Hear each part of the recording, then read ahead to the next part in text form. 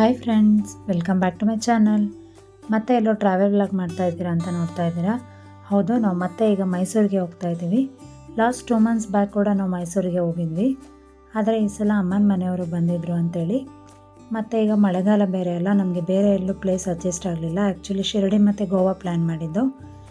ಆದರೆ ಮಳೆ ಬೇರೆ, ಮಕ್ಕಳಿಗೆ ಆರೋಗ್ಯ ಹಾಳಾಗುತ್ತೆ ಅನ್ನೋ ಕಾರಣಕ್ಕೆ ಇಲ್ಲೇ ಎಲ್ಲಾದರೂ ನಿಯರ್ ಹೋಗೋಣ ಅಂತ ಪ್ಲ್ಯಾನ್ ಮಾಡಿದ್ವಿ.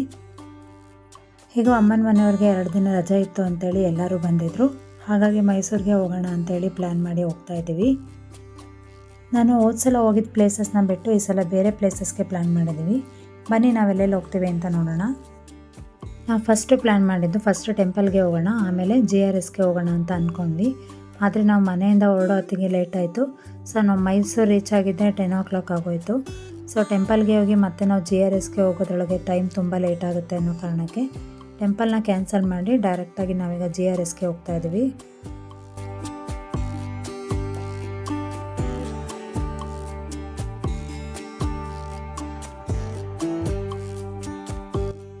ತುಂಬ ಏನೋ ಕ್ರೌಡ್ ಇರಲಿಲ್ಲ, ಯಾಕಂದರೆ ಮೇ ಬಿ ನಾವು ಹೋಗಿದ್ದು ಗುರುವಾರ ಅಲ್ವಾ, ಹಾಗಾಗಿ ಏನೋ ಅಷ್ಟೊಂದು ಕ್ರೌಡ್ ಇರಲಿಲ್ಲ, ಸ್ವಲ್ಪ ಜನ ಇದ್ದಿದ್ದು.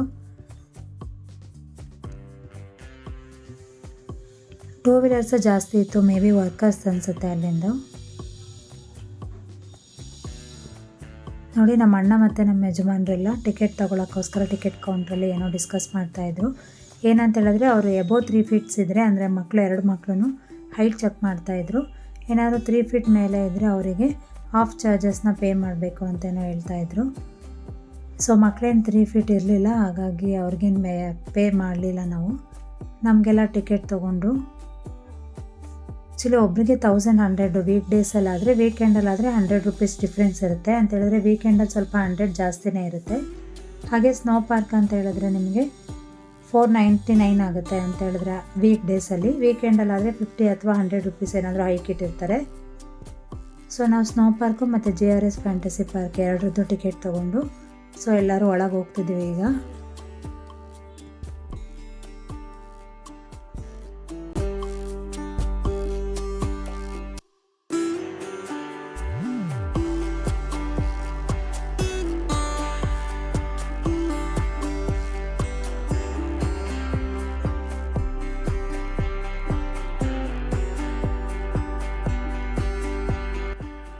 ಹಾಗೆ ಇಲ್ಲಿ ಸುಮಾರು ಶಾಪ್ಗಳಿತ್ತು. ಟ್ಯಾಟೋ ಶಾಪು, ಹಾಗೆ ಸ್ವಿಮ್ವೇರ್ ಬಟ್ಟೆಗಳು, ನಿಮಗೆ ನೀರಲ್ಲಿ ಆಟಾಡೋಕ್ಕೆಲ್ಲ ಬಟ್ಟೆಗಳು ಬೇಕಲ್ಲ, ಅಲ್ಲಿ ರಿಸ್ಟ್ರಿಕ್ಟೆಡ್ ಬಟ್ಟೆಗಳಿರುತ್ತೆ. ಸೊ ನೀವು ವೇರ್ ಮಾಡಿದಂಥ ಬಟ್ಟೆಲ್ಲ ಆಟಾಡೋ ಆಗಿಲ್ಲ. ಬನಿಯನ್ ಕ್ಲಾತ್ ಬರುತ್ತಲ್ಲ, ಆ ಥರ ಕ್ಲಾತ್ನ ಯೂಸ್ ಮಾಡಬೇಕು. ಹಾಗಾಗಿ ಅಲ್ಲಿ ಆ ಥರ ಶಾಪ್ಗಳಿತ್ತು. ಹಾಗೆ ಗ್ಲಾಸಸ್ ಬರುತ್ತಲ್ಲ, ಮಕ್ಕಳಿಗೆ ಏನಾದ್ರು ನೀರಲ್ಲಿ ಆಟಾಡಿಸ್ತೀವಿ ಅಂತ ಹೇಳಿದ್ರೆ ಗ್ಲಾಸಸ್ಸು, ಹಾಗೆ ಮೊಬೈಲ್ ಪೌಚ್, ನೀರಲ್ಲೂ ಕೂಡ ಫೋನ್ ಯೂಸ್ ಮಾಡ್ಬೋದು. ಆ ಥರ ಫೋನ್ಗೋಸ್ಕರ ಒಂದು ಪೌಚ್ ಇರುತ್ತೆ, ಅದು ಕೂಡ ಅಲ್ಲೆಲ್ಲ ಸಿಗುತ್ತೆ. ನನ್ನ ಹತ್ರ ಮಾತ್ರ ಅಲ್ಲಿ ನೀರಲ್ಲಿ ಆಟಾಡೋ ಅಂಥ ಬಟ್ಟೆ ನಾನು ತೊಗೊಂಡು ಬಂದಿರಲಿಲ್ಲ, ಅಣ್ಣವರೆಲ್ಲ ತೊಗೊಬಂದಿದ್ರು. ಸೊ ನನಗೆ ಪಾಪುಗೆ ಬಟ್ಟೆನ ತೊಗೊಂಡ್ವಿ. ಹಾಗೆ ಪಾಪುಗೆ ನೀರಲ್ಲಿ ಆಟಾಡ್ಸೋಕ್ಕೆ ಅಂತೇಳಿ ಗ್ಲಾಸ್ ತೊಗೊಂಡ್ವಿ. ಹಾಗೆ ಮೊಬೈಲ್ ಹಾಕ್ಕೊಳ್ಳೋಕ್ಕೋಸ್ಕರ ಒಂದು ಪೌಚ್ ತೊಗೊಂಡ್ವಿ. ಪರವಾಗಿಲ್ಲ, ತುಂಬ ಕಾಸ್ಟ್ಲಿ ಏನಿಲ್ಲ, ವರ್ತ್ ಅನ್ಬೋದು. ಬಟ್ಟೆ ಆ್ಯಕ್ಚುಲಿ ಒಂದು ಸೆಟ್ಗೆ 200 rupees, ಮಗುಗೆ 150. ಹಾಗೆ ಪಾಪು ಗ್ಲಾಸಸ್ಗೆ 250 ಅನಿಸುತ್ತೆ. ಮತ್ತು ಫೋನ್ ಪೌಚಿಗೆ 200 rupees. ನಾವೆಲ್ಲ GRSಲ್ಲಿ ಆಟ ಆಡಿದ್ದಂಥ ಗೇಮು 5D ವಿಜುವಲ್ ರೈಡ್ ಅಂತೇಳಿ, ಇದನ್ನು ಎಲ್ಲರೂ ನೋಡ್ಬೋದು. ಸೊ ಏನೋ ಅಂತ ಅಂದ್ಕೊಂಡು ಭಯ ಆಯಿತು, ಹಂಗಾಗಿ ಅಮ್ಮ ಮತ್ತು ಅತ್ತೆ ಬರ್ತಿರ್ಲಿಲ್ಲ. ಸೊ ಆಮೇಲೆ ಎಲ್ಲರೂ ಹೋಗೋಣ ಅಂತೇಳಿ ಹೋದ್ವಿ. ಅಂತ ಏನು ಭಯ ಆಗ್ತಿಲ್ಲ, ಬಟ್ ನಮ್ಮ ಪ್ರೆಸೆನ್ಸ್ ಅಲ್ಲೇ ಇದೆ ಅಂತ ಅಂದ್ಕೊಂಡು ಫೀಲ್ ಮಾಡಿ ಕೂತ್ಕೊಂಡ್ರೆ ನಮಗೇನು ಭಯ ಆಗೋದಿಲ್ಲ. ಸೊ ನಾನು ಸ್ವಲ್ಪ ಕ್ಲಿಪ್ಪಿಂಗ್ಸ್ನ ಆ್ಯಡ್ ಮಾಡ್ತೀನಿ ಈ ಗೇಮ್ದು.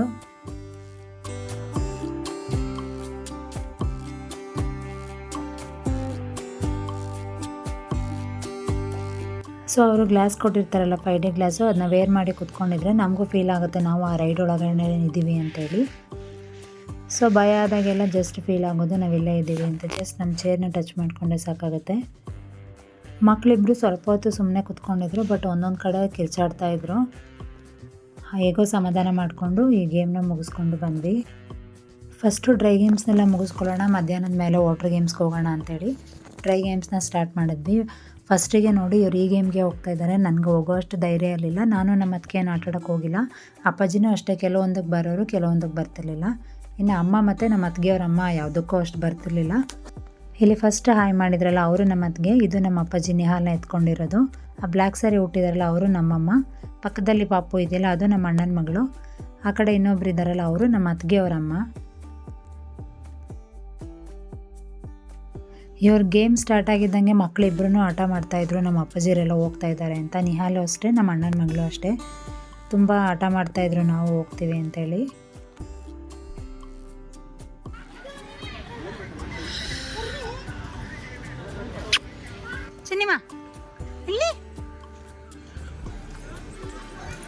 ನೆಕ್ಸ್ಟು ಆಡಿದ್ದು ಈ ಗೇಮು. ನಮ್ಮ ಇಬ್ಬರಣ್ಣ ಮತ್ತು ನಮ್ಮ ಯಜಮಾನರು ಹಾಗೆ ನಮ್ಮ ಅತ್ತಿಗೆ ಕೂಡ ಹೋದರು. ನಾನು ಹೋಗೋಣ ಅಂತ ಅಂದ್ಕೊಂಡೆ, ಆದರೆ ಪಾಪ ಆಟ ಮಾಡ್ದ ಅಂತೇಳಿ ನಾನು ಹೋಗಲಿಲ್ಲ, ಅವನ್ನ ಇಟ್ಕೊಂಡು ನಿಂತ್ಕೊಂಡಿದ್ದೆ.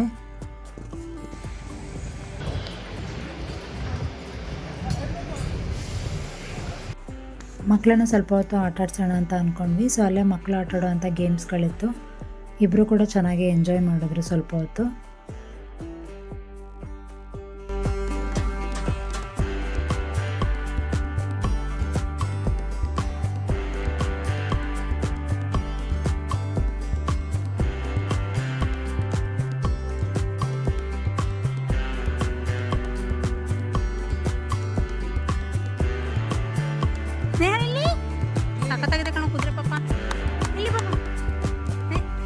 ಹಾಗೆ ನಾನು ಪಾಪು ಜೊತೆ ಕೆಲವೊಂದು ಫೋಟೋಸ್ನ ತಗೊಂಡೆ.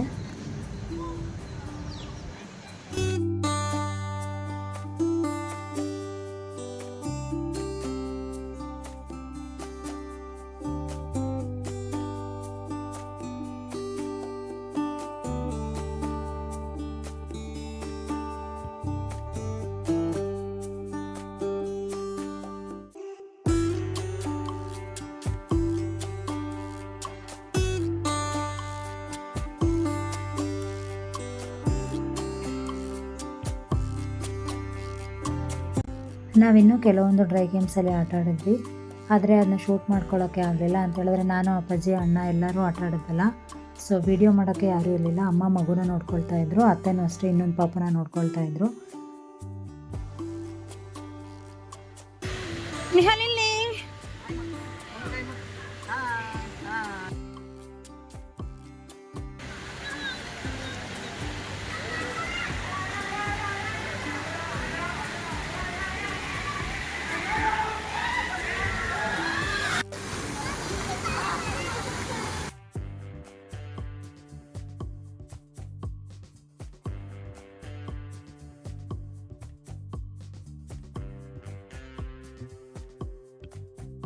ನಾವು ಫಸ್ಟು ವಾಟರ್ ಗೇಮ್ ಅಂತ ಆಟ ಆಡಿದ್ದು ಈ ಗೇಮ್ನ.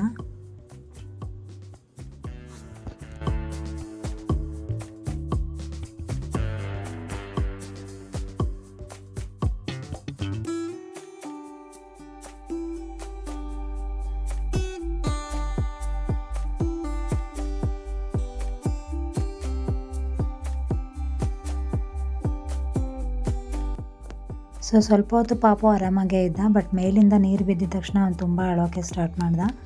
ಅಂತೇಳಿದ್ರೆ ನಾವು ಫಸ್ಟು ಅವನಿಗೆ ಸ್ವಿಮ್ಮಿಂಗ್ ಪೂಲಲ್ಲೆಲ್ಲಾದರೂ ಆಟ ಆಡಿಸಿ ಆಮೇಲೆ ಇಲ್ಲಿ ಕರ್ಕೊಬರ್ಬೇಕಿತ್ತು. ಡೈರೆಕ್ಟ್ ಮೇಲಿಂದ ನೀರು ಬಿದ್ದಿದ್ದ ಕೂಡಲೇ ಅವ್ನು ಗಾಬರಿ ಆಗಿಬಿಟ್ಟ. ಸೊ ಆಮೇಲೆ ಯಾವ ವಾಟರ್ ಗೇಮ್ ಆಡೋಕ್ಕೂ ಕೂಡ ಅವ್ನು ಇಷ್ಟನೇ ಪಡಲಿಲ್ಲ. ಬಟ್ ತುಂಬಾ ಚೆನ್ನಾಗಿತ್ತು ಈ ಗೇಮ್, ನಮಗೆ ತುಂಬಾ ಇಷ್ಟ ಆಯಿತು. ಸೊ ಪಾಪುನ ನಾವು ಬಿಟ್ಟು ಮತ್ತೆ ಒಂದು 2 ಸಲ ನಾನು ನಮ್ಮ ಯಜಮಾನರು ಇಬ್ಬರೇ ಹೋಗಿ ಆಟ ಆಡ್ಕೊಂಡು ಬಂದ್ವಿ.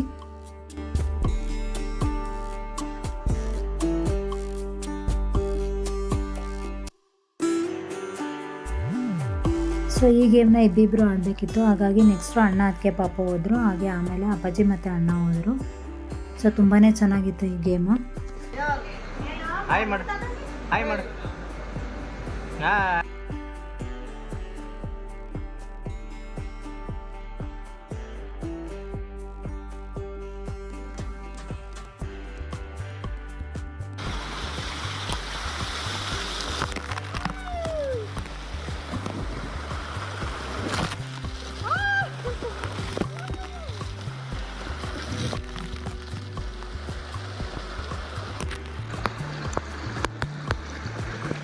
ವಾಟರ್ ಗೇಮ್ಸ್ ಅಂತೂ ಎಲ್ಲರಿಗೂ ತುಂಬಾ ಇಷ್ಟ ಆಯಿತು. ಮಕ್ಕಳು ಕೂಡ ಸಿಕ್ಕಾಪಟ್ಟೆ ಎಂಜಾಯ್ ಮಾಡಿದ್ರು. ನಾವುಗಳು ಅಷ್ಟೇ, ಎಲ್ಲರಿಗೂ ವಾಟರ್ ಗೇಮ್ಸ್ ಇಷ್ಟ ಆಗುತ್ತಲ್ವ, ಸೊ ನಮಗೂ ಹಾಗೆ ಸಿಕ್ಕಾಪಟ್ಟೆ ಇಷ್ಟ ಆಯಿತು. ಎಲ್ಲರೂ ಕೂಡ ಸಿಕ್ಕಾಪಟ್ಟೆ ಎಂಜಾಯ್ ಮಾಡಿದ್ವಿ.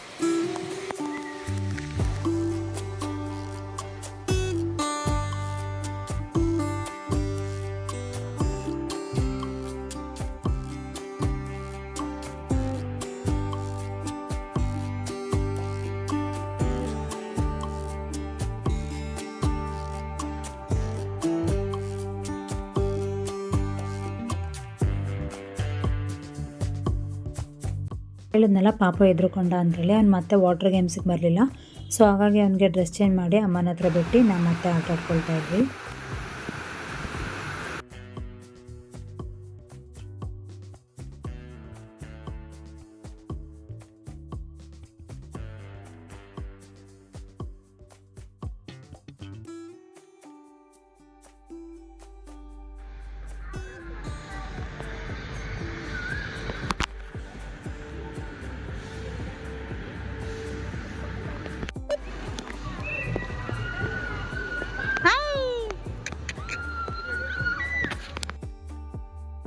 ಪಾಪು ಆಟ ಆಡೋಕ್ಕೆ ಬರಲ್ಲ ಅಂತೇಳಿ ಕೂತ್ಕೊಂಡಿದ್ದ ಅಂತ ಅಂದಲ್ವ.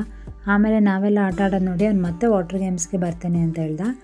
ಸೊ ಅಣ್ಣ ಮತ್ತು ನಮ್ಮ ಯಜಮಾನ್ರೆಲ್ಲ ಅಲ್ಲಿ ಆಟ ಆಡೋಕ್ಕೆ ಹೋಗಿದ್ದಾರೆ. ನಾನು ಮತ್ತೆ ಪಾಪುಗೆ ಡ್ರೆಸ್ ಚೇಂಜ್ ಮಾಡೋಣ ಅಂತೇಳಿ ಅವನಿಗೆ ಡ್ರೆಸ್ ಚೇಂಜ್ ಮಾಡಿ ಮತ್ತೆ ವಾಟರ್ ಗೇಮ್ಗೆ ಕರ್ಕೊಂಡು ಬಂದೆ.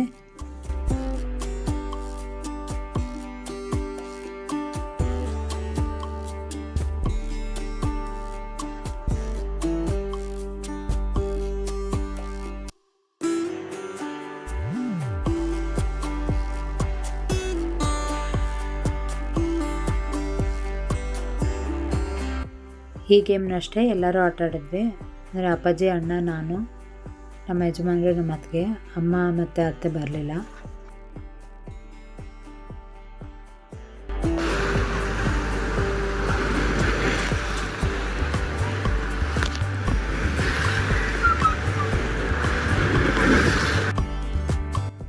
ಕೊನೆಗೆ ವೇವ್ ಪೂಲ್ ಒಂದು ಆಟ ಆಡಿಕೊಂಡು ನಾವು ಹೊರಟ್ವಿ. ಆ್ಯಕ್ಚುಲಿ ಟೈಮ್ ಕೂಡ ಆಗೋಗಿತ್ತು. ನಾವು ಸ್ನೋ ಪಾರ್ಕಿಗೆ ಟೈಮ್ ತೊಗೊಂಡಿದ್ದು 5 o'clockಗೆ, ಆಲ್ರೆಡಿ 6 ಆಗೋಯಿತು. ಸೊ 6 to 7 ಸ್ಲಾಟ್ಗೆ ಚೇಂಜ್ ಮಾಡಿಕೊಂಡು ನಾವು ಸ್ನೋ ಪಾರ್ಕಿಗೆ ಅಂತೇಳಿ ಹೊರಟ್ವಿ. ಸ್ನೋ ಪಾರ್ಕಿಗೆ ಅಪ್ಪಾಜಿ, ಅತ್ತೆ ಮತ್ತು ನಮ್ಮಮ್ಮ ಬರಲಿಲ್ಲ. ಅವರಿಗೆ ಅಲ್ಲೇ ಕಾಫಿ ಕುಟ್ಕೊಂಡು 1 hour ಟೈಮ್ ಸ್ಪೆಂಡ್ ಮಾಡಿ ಅಂತೇಳಿ ನಾವು ಅಷ್ಟೇ ಜನ ಸ್ನೋ ಪಾರ್ಕಿಗೆ ಅಂತೇಳಿ ಬಂದ್ವಿ. ನಾವು ಬಂದಿದ್ದೇ ಕೊನೆ ಸ್ಲಾಟ್ ಆಗಿತ್ತು. 7 ಆ್ಯಕ್ಚುಲಿ ಕ್ಲೋಸಿಂಗ್ ಟೈಮ್ ಅಂತ ಹೇಳ್ತಿದ್ರು. ಸೊ ಜಾಕೆಟ್ ಕೌಂಟರಿಗೆ ಬಂದು ನಾವು ಕೂಡ ಜಾಕೆಟ್ಸ್ ಎಲ್ಲ ಹಾಕ್ಕೊಂಡು ಮಕ್ಕಳನ್ನು ರೆಡಿ ಮಾಡಿಕೊಂಡು ಹೊರಟ್ವಿ. ಸೊ ಅಲ್ಲಿ ಹೋದಾಗಲೇ ಥಂಡಿ ಸ್ಟಾರ್ಟ್ ಆಯಿತು. ಸೊ ಹಾಗಾಗಿ ನಾವು ಕ್ಯಾಪ್ ಎಲ್ಲ ಹಾಕ್ಕೊಂಡು ಫುಲ್ ನೀಟಾಗಿ ಫುಲ್ ಕವರ್ ಆಗಿ ಹೊರಟ್ವಿ.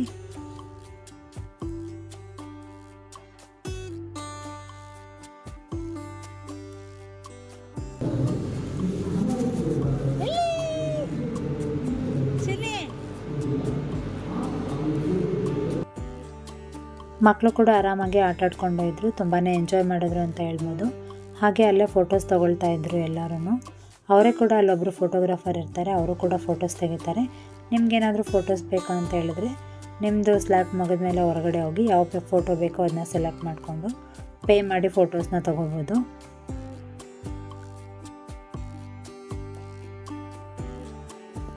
ನಮ್ಮ ಫೋನಲ್ಲೂ ಕೂಡ ಫೋಟೋಸ್ ತೊಗೋಬೋದಿತ್ತು, ಬಟ್ ಗ್ಲೌಸ್ ಎಲ್ಲ ಹಾಕಿದ್ವಲ್ಲ, ಫೋನ್ ಕರೆಕ್ಟಾಗಿ ಗ್ರಿಪ್ಪಿಗೆ ಸಿಗ್ತಾ ಇರಲಿಲ್ಲ, ಜಾರಿ ಹೋಗ್ತಾಯಿತ್ತು. ಸೊ ಎಷ್ಟಾಗುತ್ತೋ ಅಷ್ಟು ವೀಡಿಯೋಸು ಹಾಗೆ ಫೋಟೋಸ್ನ ತೊಗೊಂಡು ಚೆನ್ನಾಗಿ ಎಂಜಾಯ್ ಮಾಡಿದ್ವಿ. ಹಾಗೆ ಅಲ್ಲೊಂದೆರಡು ಆಟಗಳು ಕೂಡ ಇತ್ತು, ಗೇಮ್ಸ್ಗಳು. ಜಾರಬಂಡೆ ಎಲ್ಲ ಅವರೇ ಆಡಿಸ್ತಿದ್ರು, ಟಯರ್ ಮೇಲೆ ನಮ್ಮನ್ನು ಕೂರಿಸಿ ಆಟ ಆಡೋ ಅಂಥದ್ದು. ಅದು ತುಂಬಾ ಚೆನ್ನಾಗಿತ್ತು ಎಕ್ಸ್ಪೀರಿಯನ್ಸ್ ಅಂತ ಹೇಳ್ಬೋದು.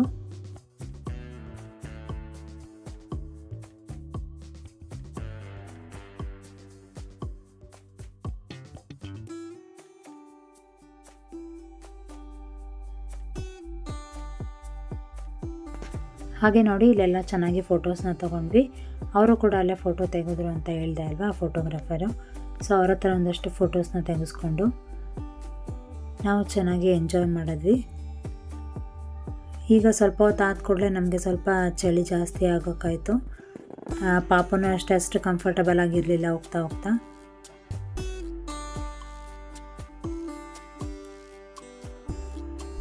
ಸ್ನೋ ಪಾರ್ಕ್ದು ಎಕ್ಸ್ಪೀರಿಯೆನ್ಸ್ ತುಂಬಾ ಚೆನ್ನಾಗಿತ್ತು ಅಂತ ಅನ್ಬೋದು.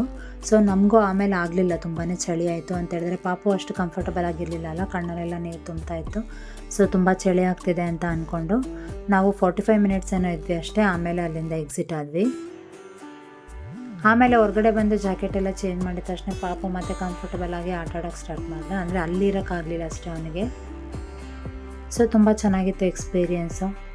ನೀವು ಹೋದರೆ ಒಂದ್ಸಲ ಸ್ನೋ ಪಾರ್ಕ್ನೂ ಕೂಡ ಟ್ರೈ ಮಾಡಿ. ಆ್ಯಕ್ಚುಲಿ ಇದು ಹೇಳಿದ್ನಲ್ಲ, ಸಪ್ರೇಟ್ ಟಿಕೆಟ್ ಇದಕ್ಕೆ, ತುಂಬಾ ಎಂಜಾಯ್ ಮಾಡ್ಬೋದು. ನಾವು ಸ್ನೋ ಪಾರ್ಕ್ ಎಲ್ಲ ಮುಗಿಸ್ಕೊಂಡು ಹೊರಟ್ವಿ ಅಲ್ಲಿಂದ. ಸೊ ನೆಕ್ಸ್ಟು ರೂಮ್ ಮಾಡಬೇಕಲ್ಲ ಅಂತೇಳಿ ಆನ್ಲೈನಲ್ಲಿ ತುಂಬಾ ಚೆಕ್ ಮಾಡಿದ್ವಿ. ಆ್ಯಕ್ಚುಲಿ ನಾವಿದ್ದು 8 ಮೆಂಬರ್ಸು, ಪಾಪುಗಳಿಬ್ಬರು ಸೇರಿ 10 ಮೆಂಬರ್ಸ್ ಆಗ್ತಿದ್ವಿ. ಸೊ ಏನೇ ಅಂದರೂ ನಿಮಗೆ 2ರಿಂದ 3 ರೂಮ್ ಬೇಕೇ ಬೇಕಾಗಿತ್ತು. ಸೊ ನಮಗೆ ಆ ಥರ ಇರೋಕ್ಕೆ ಇಷ್ಟ ಆಗಿರಲಿಲ್ಲ. ಸೊ ಎಲ್ಲರೂ ಒಂದೇ ಕಡೆ ಇರೋಣ, ಚೆನ್ನಾಗಿರುತ್ತೆ ಅಂತೇಳಿ ಸುಮಾರು ರೂಮ್ಸ್ನ ಹುಡ್ಕಿದ್ವಿ. ಎಲ್ಲೂ ಕೂಡ ನಮಗೆ ಒಂದು ಸಿಂಗಲ್ ಹೌಸ್ ಥರ ಎಲ್ಲೂ ಸಿಗಲಿಲ್ಲ. ಸೊ ಆಮೇಲೆ ಆನ್ಲೈನಲ್ಲಿ ಚೆಕ್ ಮಾಡಿದಾಗ ನಮಗೆ ಈ ಅಮಿಲಿಯಾ ಅಂತ ಒಂದು ಹೋಟೆಲ್ ಸಿಕ್ತು. ಆ್ಯಕ್ಚುಲಿ ಮನೆ ಥರನೇ ಇದು, 2 ಬೆಡ್ರೂಮ್ ಹೌಸು. ಚೆನ್ನಾಗಿತ್ತು ಅಂತ ಅನ್ಬೋದು. ಬನ್ನಿ ಹೇಗಿತ್ತು ಅಂತ ನಾನು ನಿಮಗೆ ತೋರಿಸ್ತೀನಿ ರೂಮ್ ಟೂರ್ನ. ನಾವಿದ್ದು ಫಸ್ಟ್ ಫ್ಲೋರಲ್ಲಿ. ನಾನು ಬಂದ ತಕ್ಷಣ ವೀಡಿಯೋ ಮಾಡಬೇಕಿತ್ತು, ಆ್ಯಕ್ಚುಲಿ ಮರ್ತೇ ಹೋಯಿತು. ಒಂದೊಂದು ಸಲ ಮರ್ತೇ ಹೋಗುತ್ತೆ. ನಾನು ಯೂಟ್ಯೂಬ್ ಮಾಡ್ತಿದ್ದೀನಿ, ವೀಡಿಯೋಸ್ ಮಾಡ್ಕೋಬೇಕು ಅಂತ ಎಷ್ಟೋ ಸಲ. ಸೊ ಆಮೇಲೆ ಅಮ್ಮ ನೆನಪಿಸಿದ್ರು ವೀಡಿಯೋ ಮಾಡ್ಕೊ ಅಂತೇಳಿ. ಸೊ ಆಲ್ರೆಡಿ ಮಕ್ಕಳೆಲ್ಲ ರೂಮ್ನ ಮೆಸ್ಸಿ ಮಾಡಿಬಿಟ್ಟಿದ್ದಾರೆ, ಸ್ವಲ್ಪ ಅಡ್ಜಸ್ಟ್ ಮಾಡ್ಕೊಳ್ಳಿ. ಸೊ ನೋಡಿ, ಇದು ದೊಡ್ಡ ಹಾಲು. ಇಲ್ಲಿ ಬಂಕ ಸಿಸ್ಟಮಲ್ಲಿ 2 ಬೆಡ್ನ ಹಾಕಿದ್ದಾರೆ ಅಂತ ಹೇಳಿದ್ರೆ, ಮೇಲ್ಗಡೆ 3, ಕೆಳಗಡೆ 2 ಬೆಡ್ ಹಾಕಿದ್ದಾರೆ. ಮೇಲೊಂದು 3 ಜನ ಮಲಗ್ಬೋದು, ಕೆಳಗೆ ಒಂದು 2 ಮಲ್ಕೋಬೋದು. ಮೇ ಬಿ ಇದೀಗ ಸ್ಟಾರ್ಟ್ ಮಾಡಿರೋಂತಹ ಮನೆ ಅಂತ ಅನಿಸುತ್ತೆ, ಹೊಸದು ಅನ್ಕೊತೀನಿ. ಯಾಕಂತೇಳಿದ್ರೆ TV ಯೂನಿಟ್ ಎಲ್ಲ ಈಗ ಮಾಡ್ತಿದ್ದಾರೆ. ಸೊ ಇಲ್ಲೊಂದು ಹೊಸದಾಗಿ ಬಂಕರ್ ಹಾಕಿದ್ದಾರೆ, ಅದಕ್ಕಿನ್ನೂ ಬೆಡ್ ಹಾಕಿಲ್ಲ. ನೋಡಿ, ಮಕ್ಕಳೆಲ್ಲ ಆಲ್ರೆಡಿ ಆಟ ಆಡ್ತಾ ಇದ್ದಾರೆ. ಸೊ ಸಾಮಾನು ಅಷ್ಟೇ ಆಲ್ರೆಡಿ ಚಲ್ಲಾಪಿಲ್ಲಿ ಆಗೋಗಿದೆ. ಸೊ ಈ ಸೈಡ್ ಬಂದರೆ ಇಲ್ಲೊಂದು ನಿಮಗೆ ಬೆಡ್ರೂಮ್ ಸಿಗುತ್ತೆ. ವಾರ್ಡ್ರೂಬ್ಗಳು ಅಷ್ಟೇ ತುಂಬಾ ಚೆನ್ನಾಗಿತ್ತು. ಅಮೌಂಟ್ ಕೂಡ ಅಷ್ಟೇ 2000 ರುಪೀಸ್. ನಾವು ನೈಟ್ ಬಂದಿದ್ದು 8 o'clockಗೆ, ಮಾರ್ನಿಂಗ್ವರೆಗೂ ತೊಗೊಂಡಿದ್ವಿ ಅಷ್ಟೇ.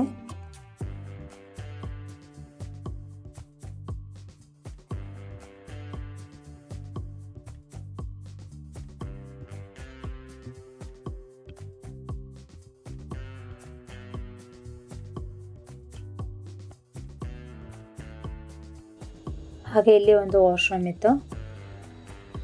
ಬೆಡ್ರೂಮ್ ಇದೆಲ್ಲ, ಬೆಡ್ರೂಮ್ ಪಕ್ಕನೇ ಒಂದು ವಾಶ್ರೂಮು, ಹಾಗೆ ಅದ್ರ ಪಕ್ಕ ಒಂದು ಹೀಗೆ ಸ್ಮಾಲ್ ಕಿಚನ್ ಇತ್ತು.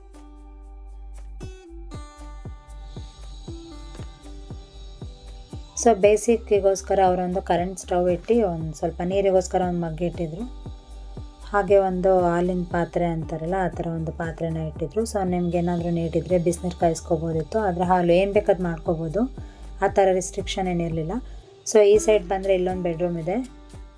ಈ ಬೆಡ್ರೂಮಲ್ಲೇ ಅಟ್ಯಾಚ್ ಬಾತ್ರೂಮ್ ಇತ್ತು. ಅದೇ ಹೇಳಿದ್ನಲ್ಲ, ಮಿರರ್ ಎಲ್ಲ ಸ್ವಲ್ಪ ಹಾಗೆ ಇಟ್ಟಿದ್ದಾರೆ. ಆ್ಯಕ್ಚುಲಿ ಎಲ್ಲೂ ಕೂಡ ಅಂಟಿಸಿರಲಿಲ್ಲ ಗೋಡೆಗಾಗಲಿ ಎಲ್ಲೂ. ಸೊ ಇದು ಹೊಸದಾಗಿ ಮಾಡಿದ್ದಾರೆ ಅಂತ ಅನಿಸುತ್ತೆ. ನೀವೇನಾದರೂ 6 to 7 ಮೆಂಬರ್ಸ್ ಬರ್ತೀರಾ, ನಿಮಗೆ ಸಪ್ರೇಟಿಗೆ ಈ ಥರ ರೂಮ್ಸ್ಗಳೆಲ್ಲ ಬೇಕು, ಎಲ್ಲರೂ ಒಟ್ಟಿಗೆ ಇರಬೇಕು ಅಂತ ಫೀಲ್ ಆಗುತ್ತಲ್ವ, ಆ ಥರದವ್ರಿಗೆ ಇದು ತುಂಬಾ ಯೂಸ್ ಆಗುತ್ತೆ ಅಂತ ಅಂದ್ಕೊಂಡಿದ್ದೀನಿ. ನಾನು ಈ ರೂಮ್ದು ಡೀಟೇಲ್ಸ್ ಮತ್ತು ಅಡ್ರೆಸ್ನ ಕೆಳಗೆ ಮೆನ್ಷನ್ ಮಾಡಿರ್ತೀನಿ, ಅಂದರೆ ಡಿಸ್ಕ್ರಿಪ್ಷನಲ್ಲಿ. ಸೊ ಇದಾಗಿತ್ತು ನಮ್ಮ ಫಸ್ಟ್ ಡೇ ಮೈಸೂರು ಟ್ರಿಪ್. ನಿಮಗೆ ಈ ವಿಡಿಯೋ ಇಷ್ಟ ಆಗಿದೆ ಅಂತ ಅಂದ್ಕೊಂಡಿದ್ದೀನಿ. ಹಾಗೆ ನಾವು ನೆಕ್ಸ್ಟ್ ಡೇ ಎಲ್ಲೆಲ್ಲಿ ಹೋಗ್ತೀವಿ, ಯಾವ್ಯಾವ ಪ್ಲೇಸಸ್ಗೆ ಹೋಗ್ತೀವಿ ಅಂತೇಳಿ ನಾನು ನಿಮಗೆ ನೆಕ್ಸ್ಟ್ ವಿಡಿಯೋದಲ್ಲಿ ಹೇಳ್ತೀನಿ. ನಿಮಗೆ ಈ ವಿಡಿಯೋ ಇಷ್ಟ ಆಗಿದೆ ಅಂತ ಅಂದ್ಕೊಂಡಿದ್ದೀನಿ. ವಿಡಿಯೋ ಇಷ್ಟ ಆಗಿದರೆ ಲೈಕ್ ಮಾಡಿ. Thank you for watching this video. Take care.